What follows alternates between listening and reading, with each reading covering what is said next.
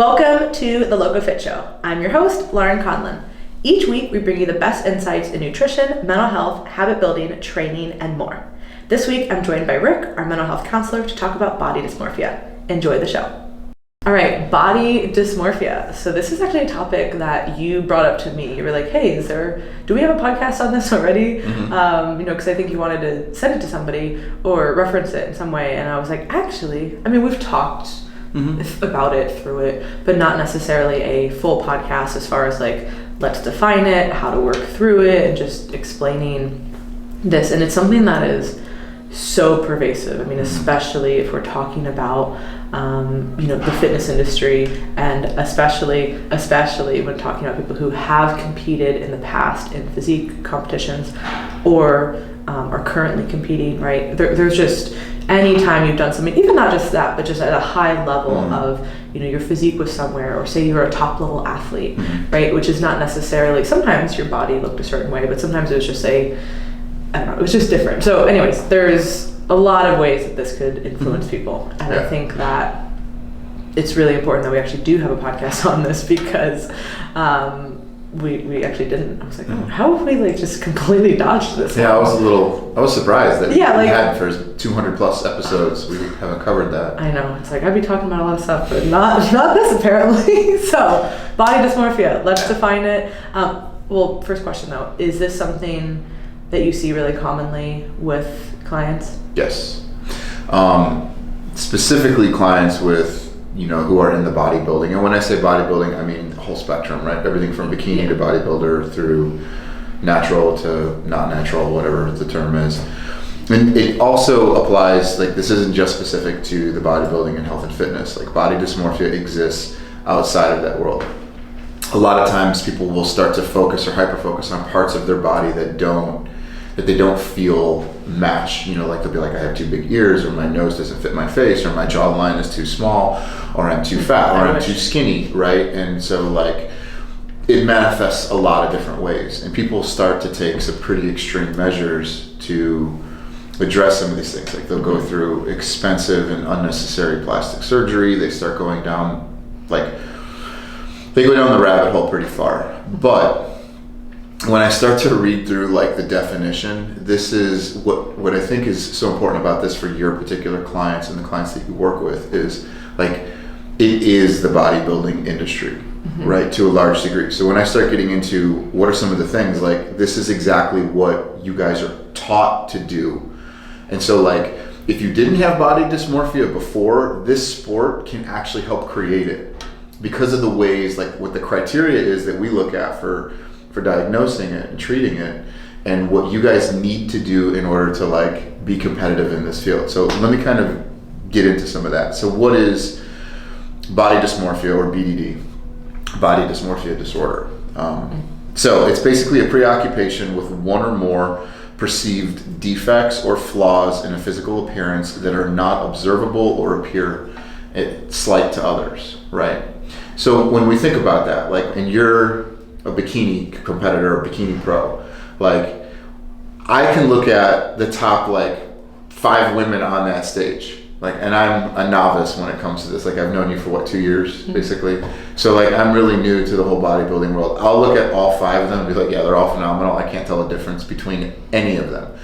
But you'll look at them and you'll be like, no, there's this and this is different on her, this is what's great on her, she's got these lines, these things, and I'm like, you're explaining it to me and I still don't see that, right? So do you see how in the bodybuilding world, that is really putting the body under a complete microscope, where it's not even it's a completely different category to me working with the fitness and bodybuilding industry than it is the general population who are just struggling with body dysmorphia? Yeah, I would say that there's a lot of general body dysmorphia, which I'm glad that you touched on with plastic surgery, or this jawline, or look at this photo. And of course, I'm sure that social media and even reality TV, I don't know, people like the Kardashians, right? Something like that has certainly probably increased the amount of people who are oh my gosh, I don't have this, or whatever. It's not their fault, right? It's not social media's fault, it's not the Kardashians' fault. It's just it's in your face a lot, so people are starting to see it more, and then they're oh, I don't have this, so I'm lesser than. So it can be very, very general down to like, you know, oh, I don't like my nose, or it can be as much as like, I am literally being judged on what my glute shape, size, insertion, leanness, all of this looks like against somebody else. And it is the nature of the sport. There is literally no other way to judge a bodybuilding show without doing that. Correct. So it's not to say that there's anything wrong with it, but part of understanding this, I think, is recognizing what you are getting into. Right. And I think that the biggest thing that I've learned as a competitor and as a coach for all of these years is a lot of people are not prepared for that. And this is something that I was not necessarily prepared for when I started. It's not necessarily something that I prepared my clients for when they first started, right? And, you know, I kind of feel bad about that now, but that's what, you know, learning and more experience does. And, you know, if somebody's competed before, they get it. If you've even competed once, you understand. But for the first time competitor, I think it's really important to explain, like, listen, this is what's going to be happening. And it's really hard to not take that, like, personally when you maybe don't place well, because then it's like, oh, well, I didn't place well, so that must mean that I'm not good enough. And that's just, sometimes that's the reality. Sometimes you weren't as good as the other person, you know what I mean? But that doesn't mean that you as an individual are not good, but it's really hard when those lines are blurred, of like placing based on what you physically look like. And then because of the level of leanness that competitors are at, for 95% of people, they're not really in the most balanced headspace, let's just say that way. You know what I mean? Like, you're very volatile, you're very emotional, because your body is pretty much running on empty, right? And obviously, the more that you do this, the better that it gets, but also not always. For some people who compete more and more and more, they develop a better understanding and a deeper awareness, and they can be detached from that. But for some people, I mean, we can define kind of how this happens. Like, some people, it makes it much worse. Yes. It can take what you're already experiencing and amplify it. And one of the things that I'll see, and I'm going to get into some of the more specifics, we're going to get into like what your motivation is and the actual purpose of you competing, what is really behind you competing. But what I tend to see is, especially with bodybuilding, is people already struggling with depression or anxiety, right? So if I'm a teenager and I'm struggling with depression, I'm struggling with anxiety, I find bodybuilding, right? Or any sport, insert sport right here. And so suddenly it becomes an outlet for the anxiety, right? So, but if you're playing basketball, or if you're playing volleyball or softball, it's not as focused on your physical appearance, right? Bodybuilding is focused on your physical appearance. So on one hand, right, I have a person who already is struggling with anxiety, so they find bodybuilding as a coping mechanism for their anxiety. It provides an outlet for it, right? But then they get to a space where they want to compete, okay? And then the anxiety gets worse, because as the person starts dieting down for their show, they start to see the way that their body is changing. Not only the way that it changed while they were starting the bodybuilding process and gaining muscle and size and everything else that comes with it, but then what happens is they shrink down to these really unhealthy levels of body fat, and they love the way that they look, but they hate the way that they feel. And what happens is they get used to seeing, like, okay, this was the fruits of my labor. I worked my way all the way down to this. And it's such an unmanageable state, and it took so long to get there, that the anxiety comes back even stronger when they start within 2 or 3 weeks. Like, everything that they worked for, that they spent months preparing for, is gone. Right? They can't see their abs, all the lines are gone, they're not vascular anymore. And so, like, depression starts to set in. And the anxiety that they were feeling before, that bodybuilding was a coping mechanism for, can actually become a trigger for it, because now it's just this interplay between, when's my next show, so that I can feel better by looking better.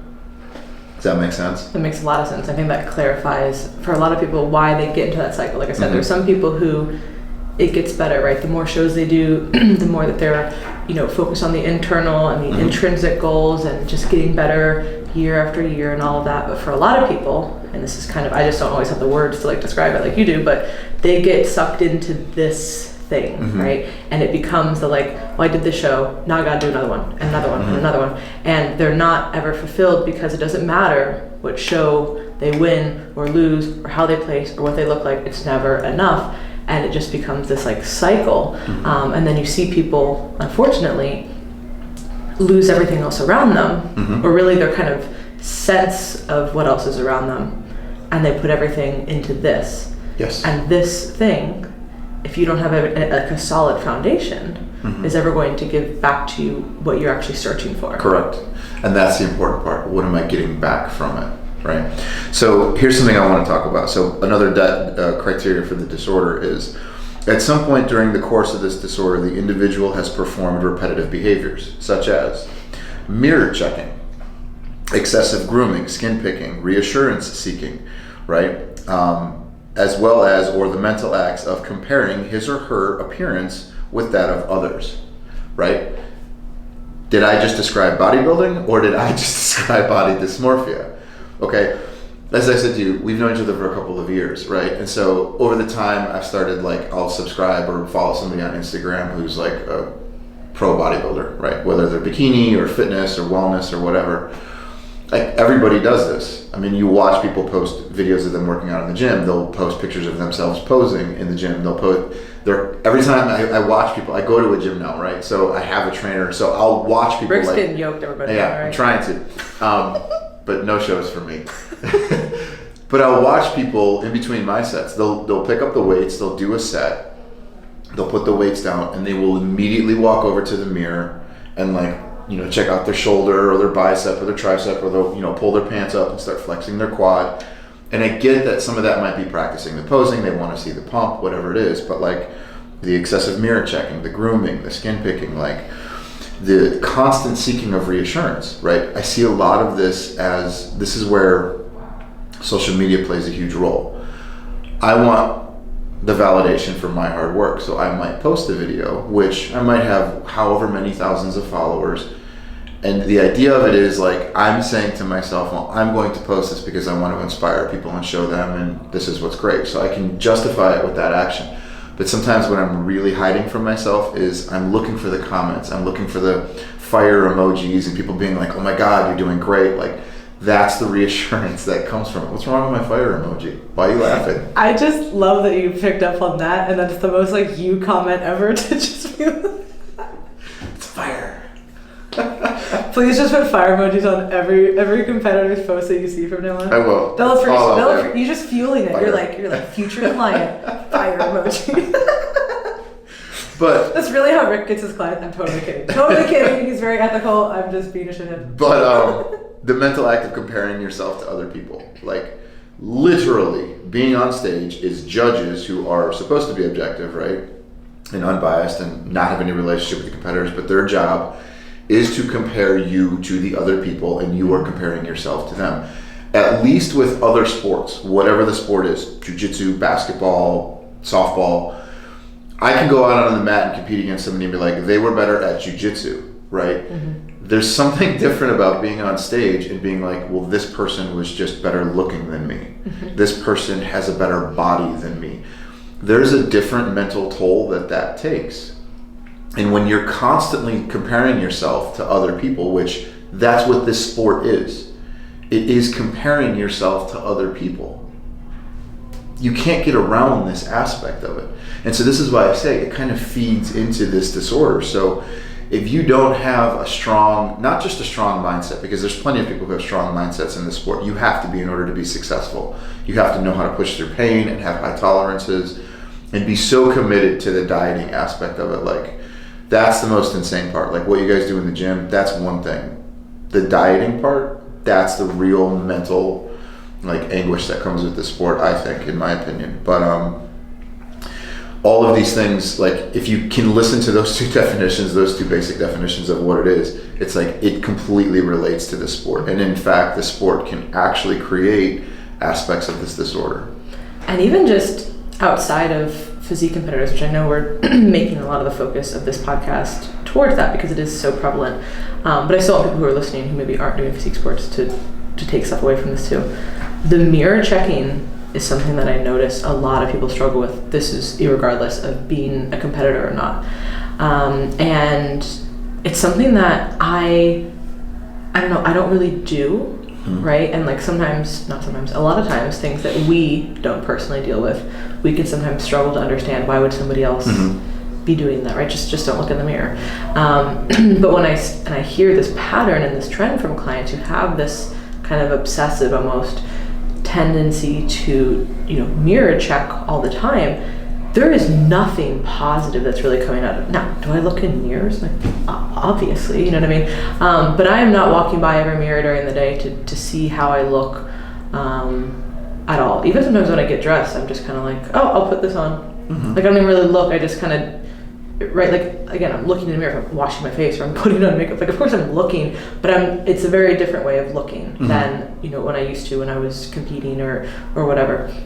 And even now, sometimes if I'm like, oh, let me just take a picture, and I might take a few that I don't like, and I'm like, just not feeling this today, right? I'm not going to sit here for 30 minutes and try and hit something. Whereas like maybe before I would have, right? Or I know a lot of people will struggle when they go to like the mall, right? And they're like, oh my gosh, I, didn't look good in this today, that, whatever. And I always find those clients will go on their like worst body image day. They're like, oh my God, I was so bloated. I have my period. It was an awful week. I decided to go to the mall and try on bathing suits. I'm like, bro, do you want to have a mental breakdown? Like, do you just want to feel shitty? Which could actually be the real reason. But like, you are making this worse, you know what I mean? So if you have been somebody who struggled with body dysmorphia, just this constant mirror checking, and this does not mean that you don't ever look in the mirror again. I'm not suggesting that, because sometimes we need to be looking in the mirror to make sure, we're put together. But there's a very big difference of looking in that way to like, I'm looking to pick myself apart, or like, I'm just looking to make sure that the outfit goes together, these colors work, and okay, now I move on. Like, I looked,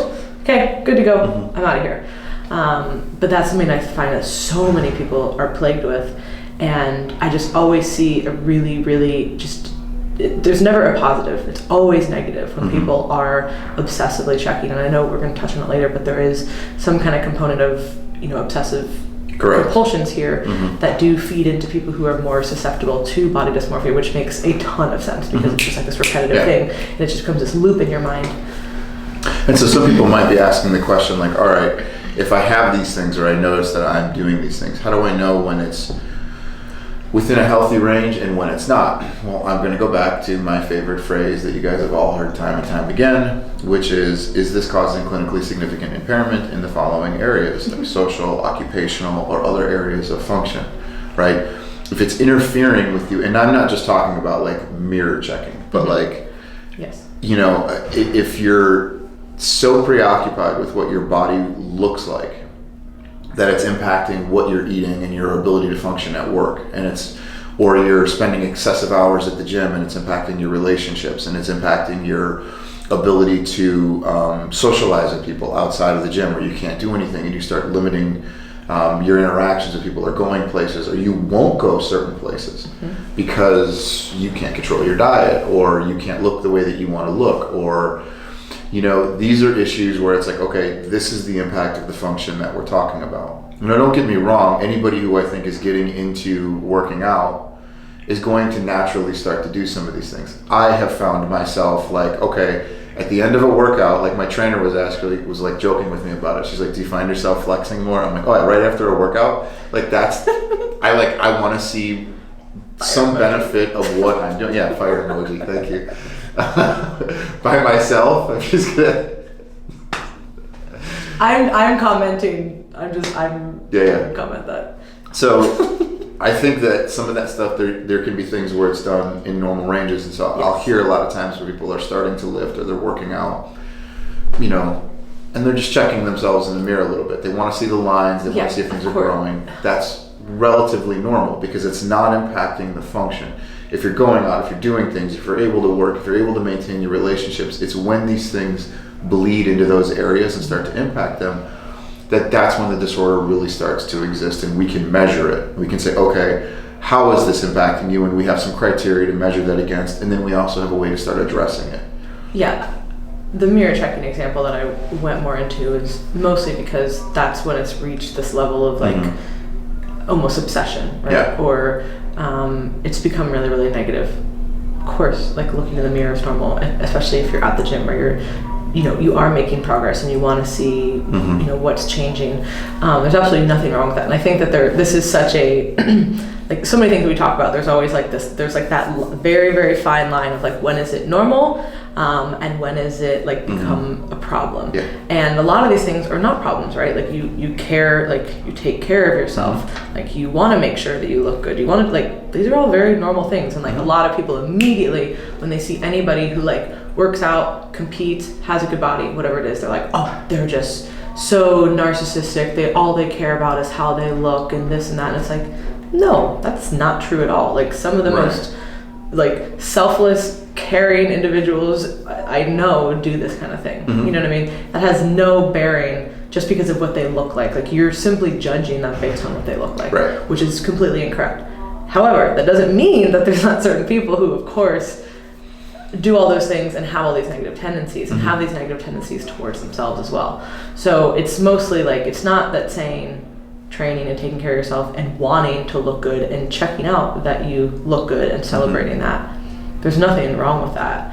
You know what I mean? To like know, okay, wow, like I've put in this work, like I look damn good. Okay. Yeah. But there is a level of where that line becomes, like you said, are you not going to the pool because you like can't even fathom to like put on a bathing suit, right? Are you so distracted with how you look or whatever, how you feel, that you can't perform at work? Do you not want your significant other to see you naked? Are you so insecure with how you look that this is affecting all these other functions? Like that's totally different than just like checking yourself out after the gym and being like, hey, like I look great. Like that's so different. And sometimes people take it so extreme, they're like, oh my god, anybody who cares about this, like you're just such a narcissist. You're like, no, I think not some true. people want to judge it, they don't like it, it's not because they don't life. want to put in that work to they're look not like putting that. in the work, and I can tell you it is work. Like there's no two ways around it. To get those results, you need to do the work. So sometimes that's jealousy and projection of other people. Correct. But other times it really is like this has gotten out of hand for you personally. Yeah. So just a couple other specifiers for the diagnosis. With muscle dysmorphia, the individual is preoccupied with the idea that his or her body build is too small or insufficiently muscular. So sometimes we see people who are like, they view themselves as just really, really skinny and I'm not muscular enough.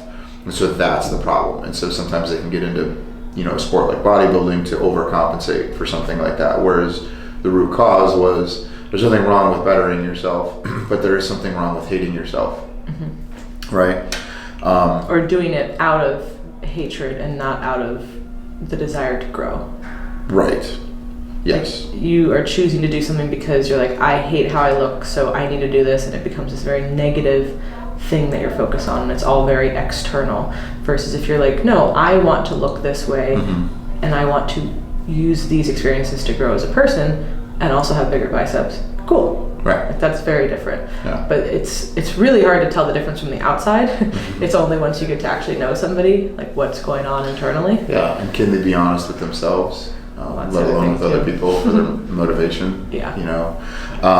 Some of the other things is we want to indicate the degree of insight regarding that person's body dysmorphic type of beliefs. Like, is this I'm ugly versus like I'm deformed kind of a thing? There's a very different spectrum of those things, and so we're kind of looking at what level of insight this person has. Like, if you were to come to me and be like, Rick, I'm physically deformed, I'd be like, Lauren, you're crazy. Like, you might not like a particular aspect of yourself, but you're not physically deformed. So that's going to give me a little bit more clue as to like which specifier, where we are on the spectrum of like severity and how we're going to move forward with addressing and what we need to start addressing. Does that make sense? Yeah. Okay. That makes a lot of sense. I do want to get into, and I have this little phrase written down. So when it comes to competing, right?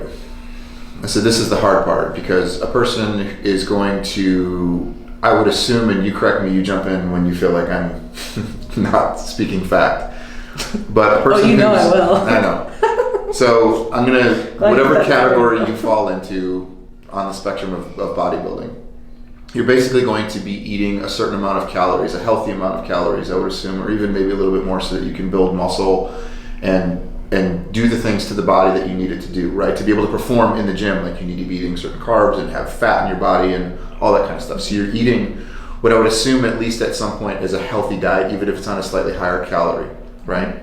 So you can be in the gym and build the muscle that you need to build. But then eventually the person's like, okay, I have a show coming up, and however far off that show is, the person then starts to change their diet, right? We're going into like more of a caloric deficit at this point. Yes? Mm-hmm. Okay, check me out.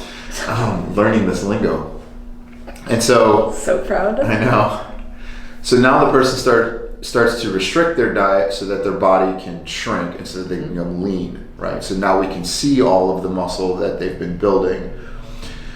Well, this is where now the person starts to fall into like kind of that trap where it's like, I might feel like shit because I've depleted my body of everything that it needs to function in a healthy way, but I love the way that I look. And more importantly, I love the way that like my body feels, right? Like there's probably something very intoxicating about like just looking down and seeing your abs just ripped and like having, feeling the tension in your body. Mm-hmm. I'm assuming that all of that is I've never been there, so I can only assume. I'm assuming that a lot of people fall in love with that part of it. Yes. Who said this? I can't remember, but it was like some model. It was like, nothing tastes as good as skinny feels to this forever. I've heard that. Yeah. I've used that.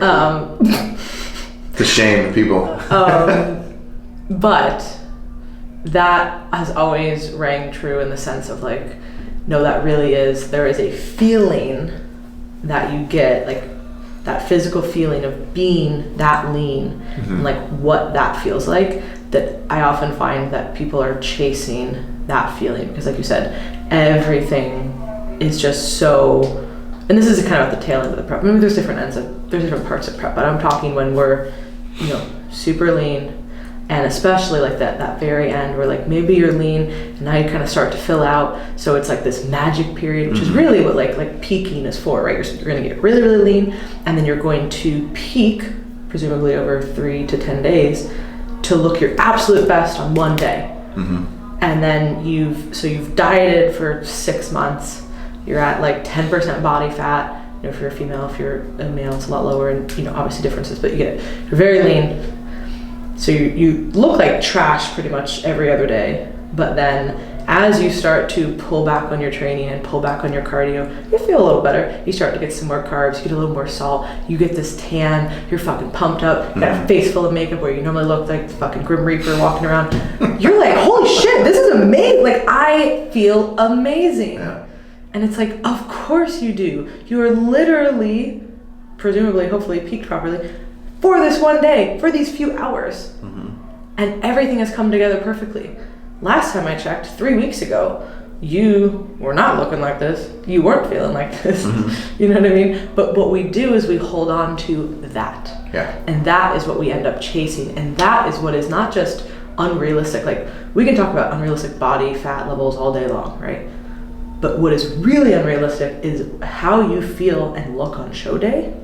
And that is what people are chasing, and mm-hmm. that is what is so unrealistic. Because listen, if you are viewing your body as what it should look like how I sort of peaked all the time. Mm-hmm. You're literally always setting yourself up for disappointment. Yeah. You are always going to be disappointed with your physique if that is what you are expecting to look and feel like. Right. Are there people who walk around with seemingly perfect bodies? Right.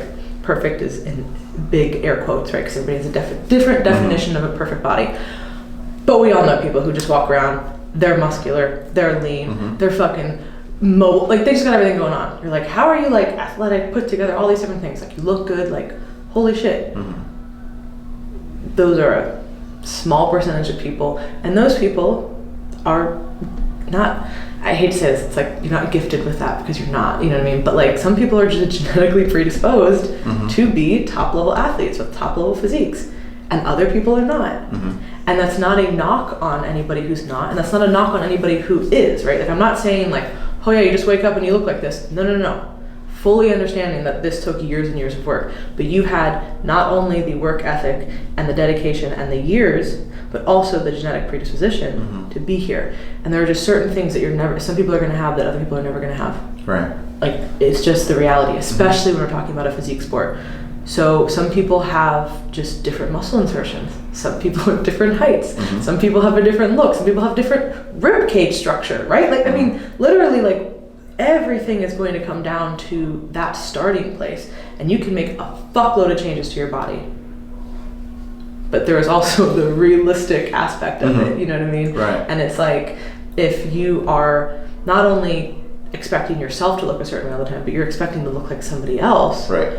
You are always, again, going to be setting yourself up for this failure and disappointment, and this, like, I'm not good enough, because you're not going to be like that person, right? Right. I know people who have 20-inch waists.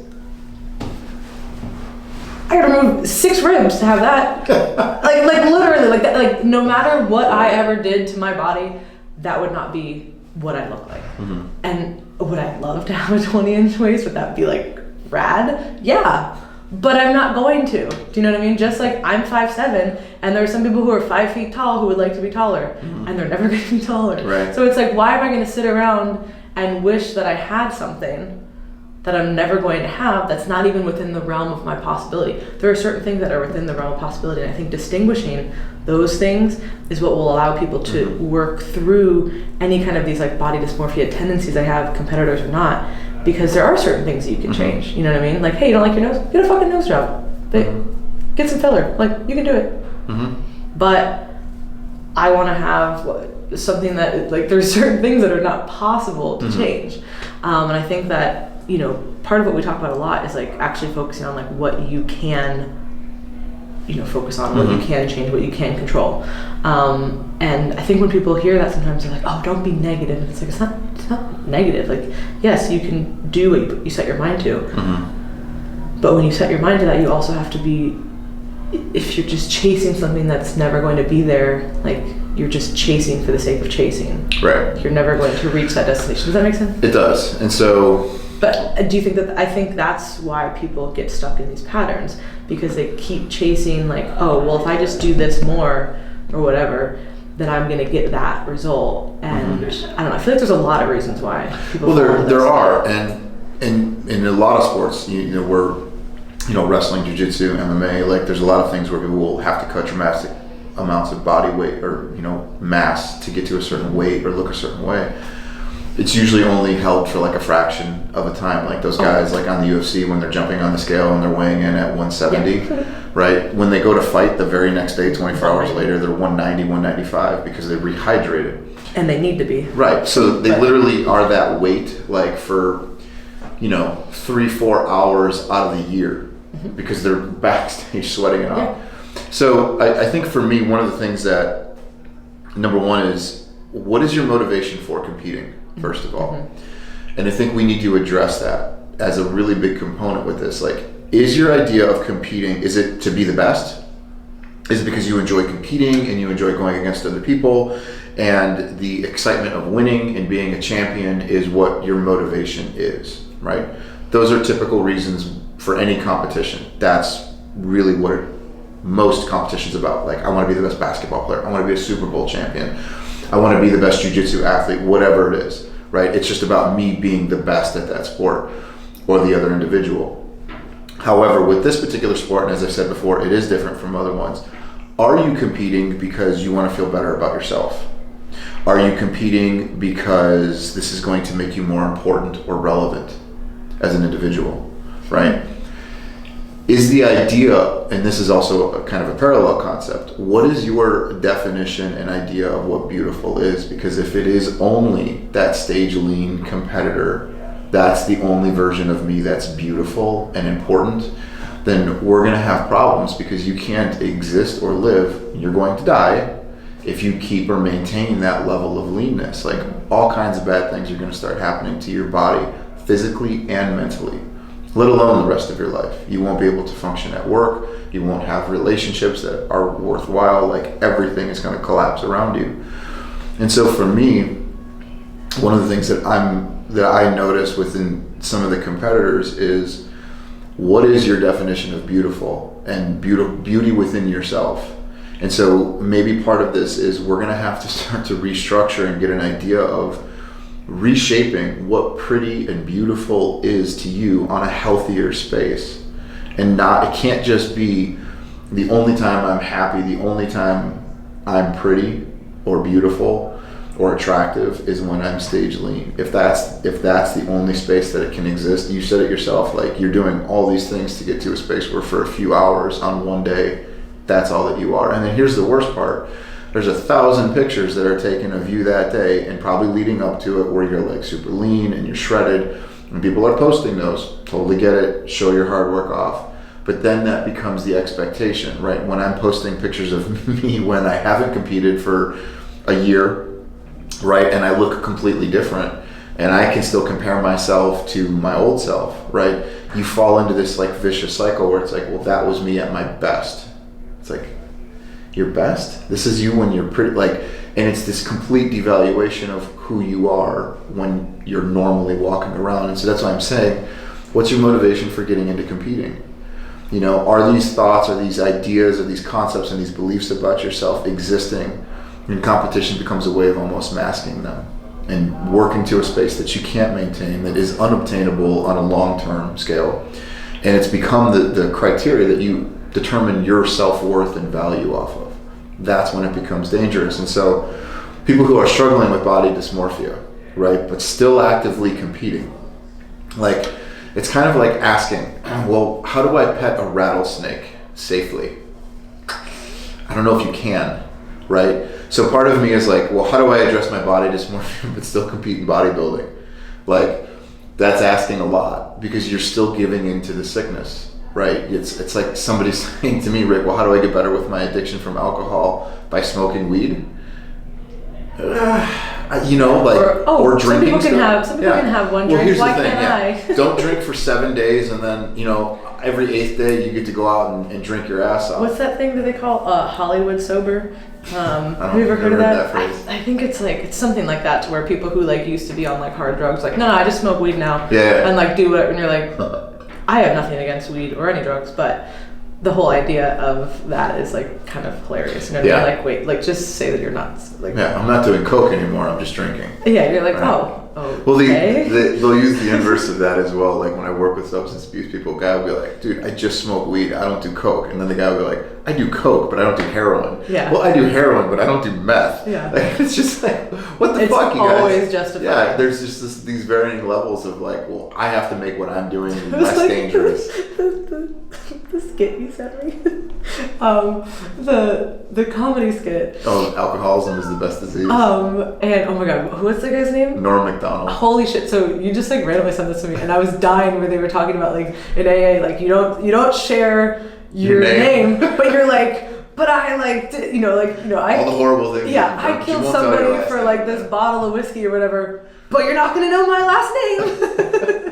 Like, even though you could like clearly identify these people, it was just a really hilarious skit to like obviously make light of something that's very important. But if you want to hear it, find Norm Macdonald, and I think it's called The Best Disease. Yeah. Oh my god, I was dying. So, but no, like, so it's yeah. How do you do that? And I would say that if you really are, you know, we were kind of talking about this a little bit earlier with completely different stuff, but until you have met enough like pain and resistance in your life to certain areas, you're probably not going to be ready to change. mm-hmm. Right? So I think a lot of times people who are maybe in the like depths of their body dysmorphia are like, well, I can do both. Like, it's not that bad. It's not mm-hmm. that bad. But they haven't gotten to a place where it's necessarily affecting them enough, right, to where they recognize like, maybe I really can't do both of these things simultaneously. Right. And sometimes that's a really like, you want to help people before they get there. Mm-hmm. Right? Because you don't want to see anybody that you know personally or you care about to reach a place where they're not able to function at work and their hormones are shit and they've pushed away everybody in all their relationships and all these things. But sometimes people are not like the individual has to want to make that change. And if you can say to like, they're fucking blue in the face, like, you have body dysmorphia, you have these things we need to work through. But if they're like, yeah, I know, but I want to compete again. Right. If I get lean one more time, it'll fix it, because I'm just not happy with what I look like right now. Yeah, and I get the paradox that this puts people in, because they really want to compete and they found that like, look, I'm good at this, I like it. Yeah. So they My may life, actually. do you hear this? I'm better when I'm competing. Do you hear that? That's kind of like saying, what's my favorite phrase? People are like, oh, I drive better drunk. I hear that all the time. Yeah. Like, oh no, when I'm drunk, I drive so much better. Who the fuck said, hey, if you say that, check your shit. You don't. I promise you don't. No, but there's some people, and I understand what they're saying. When you are competing, you typically put blinders on and things that are not important in your life, and you're able to like really prioritize your time. And there's all these really positive benefits that come along with competing. So you think that it's the competing that makes you better. And it's like, no. It's you just actually having a very direct goal and focus and discipline to work towards something. It doesn't have to be this. Bodybuilding happens to just strip all that away because you really have no other choice. Yeah. And you're really focused on like almost at some point like survival. Like I gotta get all this shit done and my bodybuilding stuff. Well, there's no room for extraneous things. Right. And I'm all about having very direct focus and being very deliberate in like what we're doing.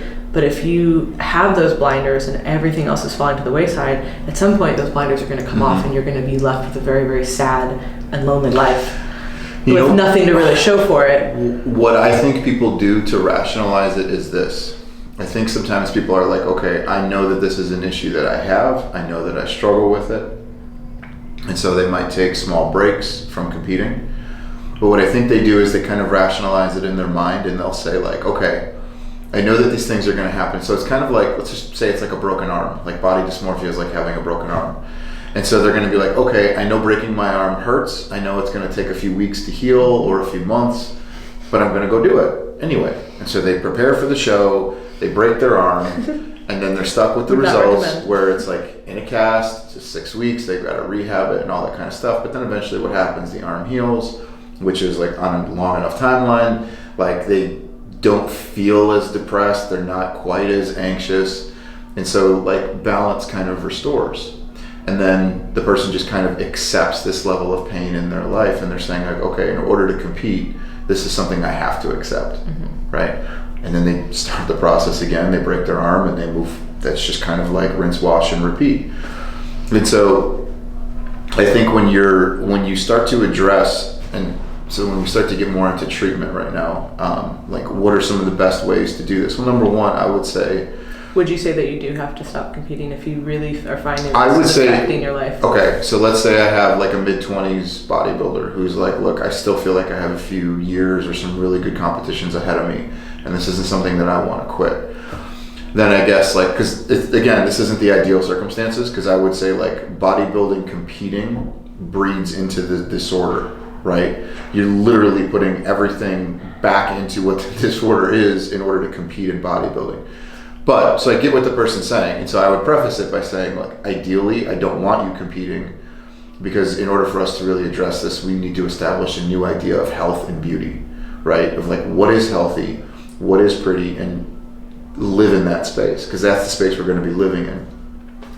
But to answer that question, because I get that it's not a perfect world and people are going to go do it, I would say, all right, we need to at least commit to a significant break from competing, to the point where we can start to address what the underlying core beliefs are, what the underlying thoughts are, the process for when those thoughts start to occur, all of those kinds of things, and get you to a space where mentally you're really healthy and love who you are before you're competing. And then hopefully get to that space where now we're getting back into the competition for the right reasons, instead of, because this is the only way I feel good about myself, this is the only way I seek validation, this is the only way people reassure me that I'm doing the right thing, this is the only thing that I'm good at, whatever that is. Like, I don't want those to be the motivating factors for somebody competing, as much as it would be like, well, I'm good at this, I want to be the best, like I can beat, the rep, like I want to be the champion, that kind of thing. It's not ideal, but that would be the process. And I would say, like, I guess what's more important to you, right? Is your own mental health more of a priority for you than winning that trophy or the plaque or the medal or whatever it is? Because, and this goes back to one of our old podcasts, I don't remember what it was, it's like, what is your life going to be like outside of this, right? When bodybuilding ends, what's your life going to be like? And what are you doing now that could alter or change the outcome of that? What are you doing to your hormones? What are you doing to your body? What substances are you taking to improve that could have an impact on your liver or your kidneys or your heart? You know what I mean? And this is men and women. Like, we've seen you've seen, I'm sure even more than I have, significant deaths in the bodybuilding industry as a use of, as a problem with steroids and some of the other things that people are taking to get to the space where they're either that lean or they're building more muscle or whatever it is. And so for me, that's kind of how I would approach it. I would want that person to commit to a significant break from competing and say, look, we've got to readdress our core beliefs about ourselves, what we're thinking, what we're feeling, what our idea of beauty and health is, and feel good in that space and know that like when I'm fully fed at a good calorie, like that I can look in the mirror and be happy with what I see, right? That I don't feel the need to excessively check it, that I'm not seeking reassurance, that I don't need to compare myself to other people. That would be the space that I would do it. Treatment models that are highly effective with body dysmorphia are generally cognitive behavioral therapy. Again, it's addressing core beliefs, it's addressing perceptions of self and the body. That's kind of the fundamental treatment aspect that most people will go through. There are other ancillary treatments that feed into that. Like, this is one of the parts as a clinician where it's like, oh, well, we know CBT is like, it fits the majority of what this disorder is, and this is the best method for it, but that doesn't mean we can't draw from other things to enhance it. Because CBT is not always going to be the end all, be all for a lot of people. And it's not just like changing your thoughts into like, okay, well, I was thinking that I'm ugly and now I've got to think that I'm pretty. It's more than that. It's identifying like when the thoughts are starting to occur, what your coping mechanisms are for that, learning how to steer in the opposite direction and be comfortable with those things. That's the hard part. That's the part where that's what the work is. And unfortunately, like, you have your therapist for an hour or two a week, but the rest of your life is you. And so the objective is really to start to build the resiliency within you to be like, okay, I can manage these situations. And for some people, like, body dysmorphia looks more like social anxiety, right? They can be like, I don't want to go out in public because the perception of what other people are thinking of them. And so it's like, so they start to avoid certain things. They create safety bubbles around them all the time. And so the idea becomes, how do I identify what their safety and coping mechanisms are? And are they really healthy because they're keeping them safe from danger or the perception of danger? And then readjusting that to getting them to confront what their coping mechanisms have been and moving in kind of that, not necessarily opposite direction, but in the direction of health. Like, to move in the space that requires them to exist without impacting their function. Does that make sense? Mm-hmm. Yeah, and I think that a lot of times when we talk about this stuff, I think a lot of people immediately are like, okay, so competing is going to give me body dysmorphia, or competing is bad. No. Absolutely not what we're saying at all. Some people are going to be like, I can do this, no problem. I can shrink my body and I can come back and they don't have an issue with it. Good for them. And there are a lot of people who are drawn to this sport are people who are typically, do well with extremes, because it's an extreme thing. It's going to draw a lot of people who've had obsessive tendencies or have had eating disorders previously, and they're able to overcome those things with competing, right? By having this focus that allows them to enhance other areas of their life and allows them to stay on track because of this. And so there's a lot of really good benefits to competing. And if you talk to competitors who are doing this for those kind of intrinsic reasons, every time they're getting on stage, it's not because, I hate myself and how I look right now. It's because I want to improve from last time, and I want to experience this growth. And every time that I compete, I learn something new about myself. And there are certainly really, really positive things that can come out of competing. Absolutely. Like those. And some of the people that I know who are able to compete for years and years and years are like, oh my gosh, how do they have these, careers like this? And it's because that's how they're thinking, right? It is all intrinsically based. Of course, they are seeking to win. Nobody's going to get on stage to be like, hope I get last place. That would be like, you're not going to make it, FYI. You have to be training with that intent and that will to win. However, it's recognizing that your individual self-worth is not determined by that placing. Right. And that is so hard to tease out. So I would say that for people who are getting into this, and you're never really going to know how you're going to respond to something until you're in that situation. And that's one of the hardest things, right? It's like, we can try and prep people for this or say this, or you never really know how you're going to respond. Like, you might get there and you might think that I'm going to be a total basket case, and you're totally put together. Other times you think like, no, I'm mentally resilient, I'm strong, and you just fucking fall apart. And sometimes that happens, right? But what the point of this is for people to recognize, if you haven't started yet, if you're interested in this, right, probably doing some of this like inner work to realize, okay, why am I doing this? Am I in a resilient enough place to look at this as like an inward thing instead of like just looking for external validation and like these values? And also, if you are in this, right, and you're recognizing, okay, I'm dealing with all of these issues. Okay, now what do I do to get out of it, right? You know, can I compete and not experience this? And it is possible, but when you're in the middle of it, it's probably going to be really hard to do so, and you're probably going to have to take a step back.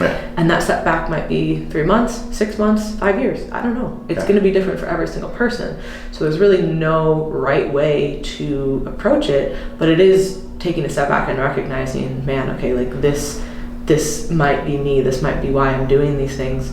And listen, I've been stage lean enough times to know that, again, when you're there, you're not always making the most clear decisions, right? And I've worked with enough people who it's the same thing. Like, you're just maybe not your most clear-headed. So the best strategy that I can suggest, and I'm sure that you would suggest as well, is before you even start, to be in this place where you are like 100% locked in. And we talk a lot on this podcast and in all of our content about having a really great relationship with food, because that relationship with food is going to dwindle as you prep. I don't care who you are, what methods you're employing, your relationship with food is going to be challenged as you are getting stage lean. That is the reality. But if we are starting at 100% and we get down to about 70, that is a lot fucking better than starting at like 50 and getting to 0. So the same thing goes with body image and how we view ourselves. If we're coming at it in a place that is really, really solid with all these intrinsic values, doesn't mean that by the end of prep we're going to feel that great. You're probably not. Like, the reality is you're probably not going to feel that great, and you're going to be engaging in some of these behaviors more, and you maybe are going to be putting your self-worth a little bit into this external validation. That's normal. But to completely turn your life upside down over it and to be like so deep into it, that's what we want to avoid. Right. So I think that it's about, if you can take one thing away from this, it would be to, if you are going to engage in a prep, whether you're a first-time competitor or you are a seasoned competitor who's just been struggling with this, is to get to a place where you are 100% confident in your skills, in yourself, and your self-worth before you engage in another prep. But do you think that's a fair process? I mean, I want you to be in the healthiest possible space before you start down the path of something that can absolutely start to create mental anguish in your life. And if you can't be honest with yourself about that part, you shouldn't be competing. Because whatever is happening inside you is going to amplify. Everything is amplified when you compete. And again, it's mostly due to the physiological nature of what we're doing when we're competing. And for some people, it affects them less than others, right? And I will always say this, there are some people who are naturally leaner typically do not experience, like, they can get a little bit leaner without as many swings, because they're maybe losing 10 pounds. It's just like anything, right? Some people are faster than some people are born into money, some people aren't, and they struggle with the rest of their life. Some people are athletic, some people aren't, right? Like some people are flexible, other people aren't. Like, there's just different things that, like, for some people who are naturally leaner coming into this, they're able to navigate this. So if you're listening and that's you, congratulations. Like, I'm really happy for you, and that is awesome. And you will be able to compete more frequently without some of these physiological kickbacks that we talk about. But for the majority of people, you're going to have a lot of physiological side effects and metabolic adaptations with dieting, which are all totally normal, but those are also going to affect your psychology. And those are the things that we have to balance. I'm not saying that if you're naturally lean, you're not going to deal with psychological issues, of course not. But what I'm just saying is that they're not going to be exacerbated by all of these, huge swings from your settling point. So that's not the point of this podcast, but those two things are very tied into each other. So being in a mental state where you're able to enter this and execute this, that is just more mentally sound, I think, is going to be and understand the that best antidote. Even though we can get you to a space that's mentally sound and healthy and wonderful, you're now consciously choosing to go into a space that can hurt you and deteriorate you and bring you back to the space that you were in. Like, that's a reality that you have to accept. Like, just like any other competition, like you have to accept the fact that injury is a part of it, and this is a big injury that comes with that sport.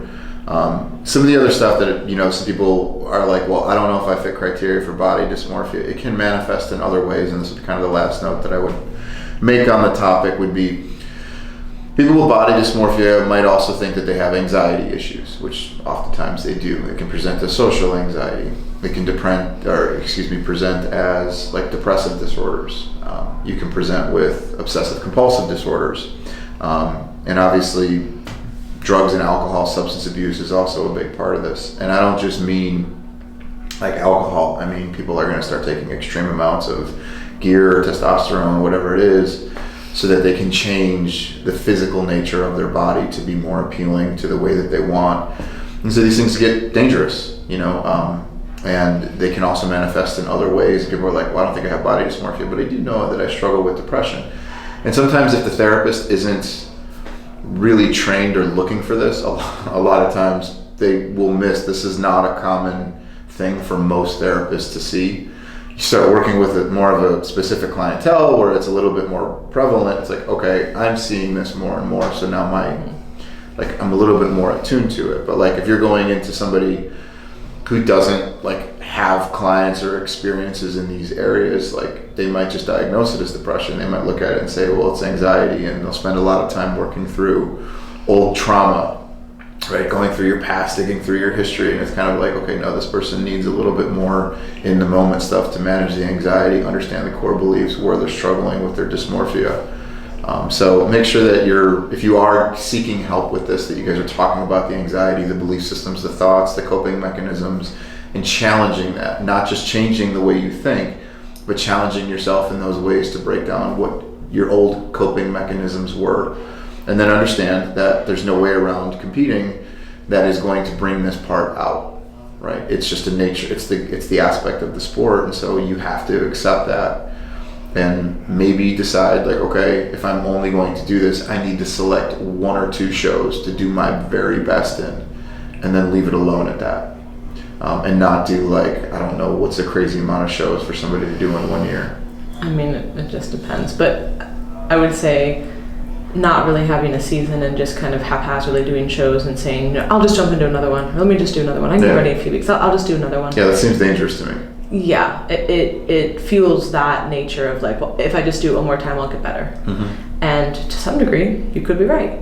Mm-hmm. You could get better. Yeah. But if the answer for everything, really where I see the biggest issue with this, at least in my experience, is when people start to feel uncomfortable with their body in some way, and they want to dive right back into a show because they're uncomfortable with their body and some maybe other choices in their life and other things that are happening, and they think that competing is going to be the solution to that. And that is where it becomes a problem. Then it is no longer, I'm doing this to be competitive, I'm doing this because I'm excited, I've set aside the time to do this, this is, everything else in my life is a shitstorm, let me do this. And I'll be honest, there are some times where I coach people where this is the only anchor that they have in their life, and that is also okay. Right? There's nothing wrong with that. Sometimes shit is just hitting the fan and we need something to anchor ourselves. And this consistency and discipline and all of this is great for that. Yeah, but absolutely. It's also you going into the show knowing I'm doing this again to be competitive, to be my best, not because I hate myself and I hate my life, so I'm going to compete. It's like, hey, I just need something to kind of anchor me, and I have all these right intentions for competing. That is very different. So there's these very, very fine lines and distinctions here that a lot of people kind of miss. But that is where, as a coach, you need to be able to pick up on the language that someone is using. Right. They're using really negative language about themselves and how they're feeling, and they're saying that this external thing is going to change that. That is when it is a problem. Not, hey, there's all these crazy things happening in my life. I would really like an anchor, and I've been wanting to get back into prep because we've made some changes and I want to be competitive. Very different. Looks similar, but it's very different in the internal perspective and how the person is going to view their results, because that second person is not going to be happy with the results no matter what. Well, and then the results are short-lived. Even if you win, right? What happens then? Yeah, I was literally telling a client this the other day. I said it ends, and you have to repeat the cycle in order to receive the validation again. Because even if you win the biggest show, you could win the Olympia. You don't think that those people now still have They don't win and go, oh, okay, cool. No, they win and go, oh, now I have to maintain this. Well, I've had that conversation with people before where they're amateurs and they're like, I need to do one more show to get my pro card.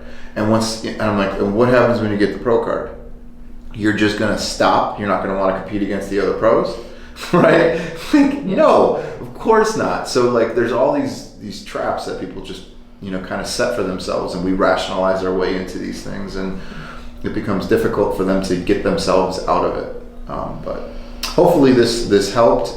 If you guys like the podcast, please make sure when Lauren posts it, you put a bunch of fire emojis on it. The only way to comment now is to only put fire emojis on every single one of my posts. That way I know that you're actually listening to the podcast. So please do that. I will be so happy. My engagement will go through the roof. I will be so validated. You had a look on your face like, is Rick really taking my outro from me? I really was like, I know you hate my intros and my outro, so I was like, this motherfucker's just going for it. But anyways, fire. I was ready for a fire outro, but then you just stopped. So you know what? If you guys are interested in working with Rick, I will put his contact in the show notes below. He's a real shithead, but he's also a therapist. And if you like this week's episode, true story, please share it. It's the best way that you can support our show. And I really think this will be valuable for so many people. So check out our coaching services, courses we offer, and additional content we put out. Visit our website, teamlocofit.com, and follow us on Instagram @teamlocofit. We will talk to you guys next week.